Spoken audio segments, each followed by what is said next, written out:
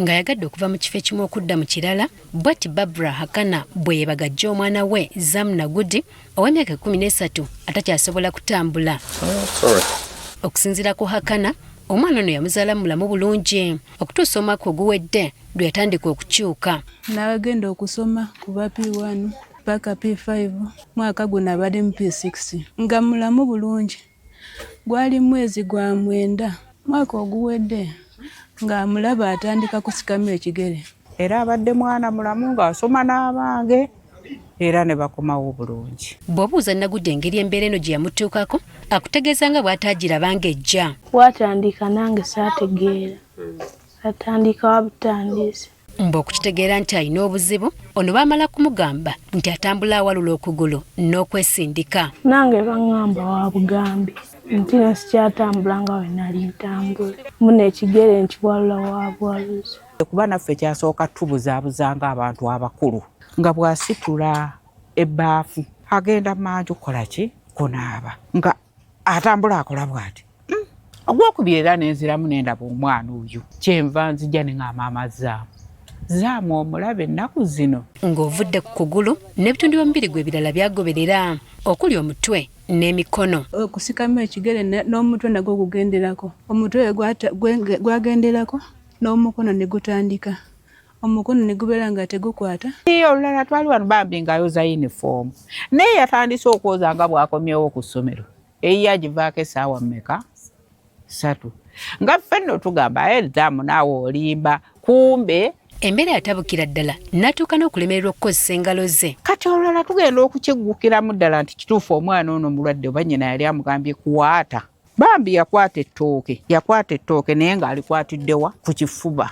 Era nga yakola ku mobile money wano. Yatuuka ekiseera ng'essimu olugalo luno akola bw'ati okonyega ti essimu nga takyasobola. Yamutambuza amalwaliro ag'enjawulo nga kw'otadde n'okumuwa eddagala ekinnansi lye bamulagirira. Kyokka ekiruma omwana kikyabuze. Tinagenda Nalufeenya yo bwe bagamba tetulina kye tulaba n'enkomawo. N'engenda ebujagaali nayo n'enkomawo nga tebalina kye balaba. Kati ne wabeerawo abangamba singa omutuuteko mu bahabo kwe kumutwala eri mu banyuto ne bamuwangako eddagala. Nalaba nga tewali njawulo nendekerawo n'enkomawo. Oluvannyuma n'olubuto nalwo lwatuuka ne lutandika okuzimba wamu n'okumuluma. Olubuto lwazimba kati olunuma lutuuka ekiseera ne lulekera.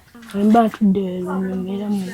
Naye we namutwalako mu bahabo ne bamukuba ekifaananyi. Bo bagamba mawogwe gegaliko ekikyamu. Kati mu kiseera kino takyasobola kutambula okutuula obulungi wadde okweyamba mu mbeera yonna. Wemba bali kunyumiriza nga muno mwekanga nga afukamira mulundi gumu. Wakusitula musitule ne wabeera nti kutuuza akatebe nga otudde bw'otyo.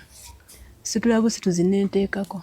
Nange ndi mulwadde emikono ginuma sisobola naye ate ndi muntu omu era nga nina okubikola. Ekisinga okwewuunyisa kwe kuba kino newankubadde omwana ono agenda yeezingazinga omubiri gwe tekimuleetera bulumi. Kituufu ne bw'omubuuza tasobola kugamba nti kino kyekinnuma kuba talina bulumi. Essaawa eno obulumi obumuluba bwa butasoma. Abeerawo buli kiseera ndowooza abeera ayagala kulya.